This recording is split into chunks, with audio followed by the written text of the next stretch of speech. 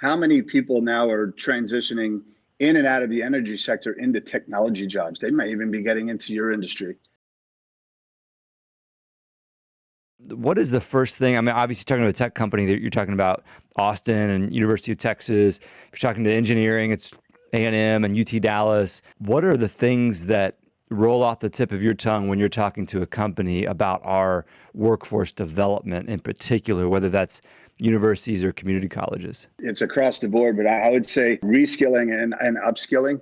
I mean, if you look at the energy sector, how many people now are transitioning in and out of the energy sector into technology jobs? They might even be getting into your industry, and they never thought they would because they thought they'd be, an energy or petrochemical engineer. So there are a lot of transferable skills, I think, that we're finding within industries that really put Texas in a good position. I mean, we have 30 million people that live here. Our unemployment rate is still very low. Like you said, everyone's working. Our university system, our tier 1 and tier universities, the best in the country by far. Our community college districts are I think, doing an unbelievable job of trying to get that transitioning student out of high school. We need to do a better job in the high schools just because we have so much rural parts of Texas that they're just a little disconnected to some of the career opportunities. But I think you put all of those things together, and it's a recipe that companies look at. They do their formula, and they say, yeah, this is going to work. Because we could train them if they don't have the skills that we need, and they're right here. And a lot of states can't say that. Right. Yeah, and it seems like with the diversity of companies here, 30 years ago, Texas was the energy capital of the world, as it still is today, but that's where a lot of the jobs were too. And now we've got this mini Silicon Valley here in Austin, not so many anymore, with the Silicon Valley kind of deteriorating on the West Coast.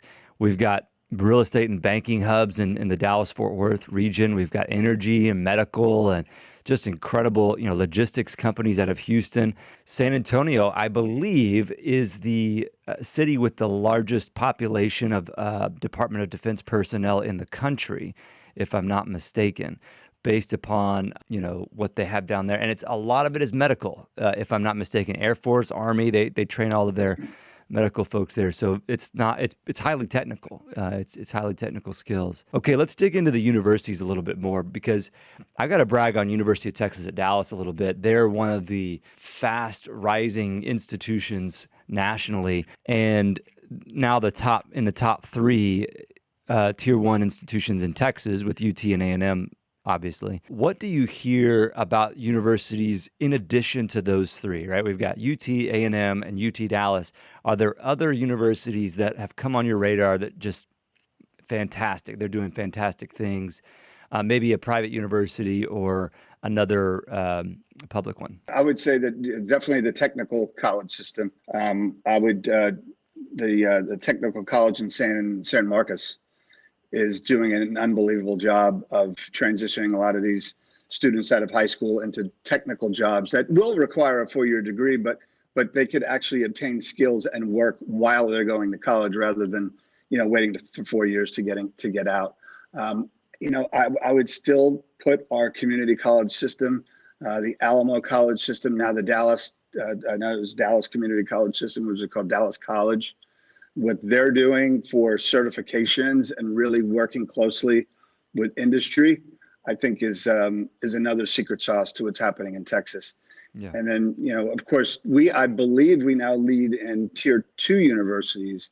I think we have 11 tier 2 universities, which we cannot discount either. Right. Which, if you add the tier 1 and tier 2, we have over 21 tier 1 and tier universities.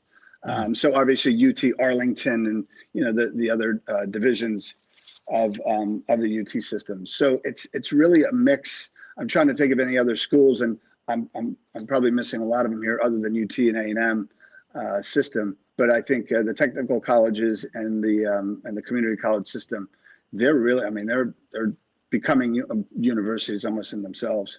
Did you like that? You want to see more? Click here to subscribe. Click here for more content. And we'll see you next time.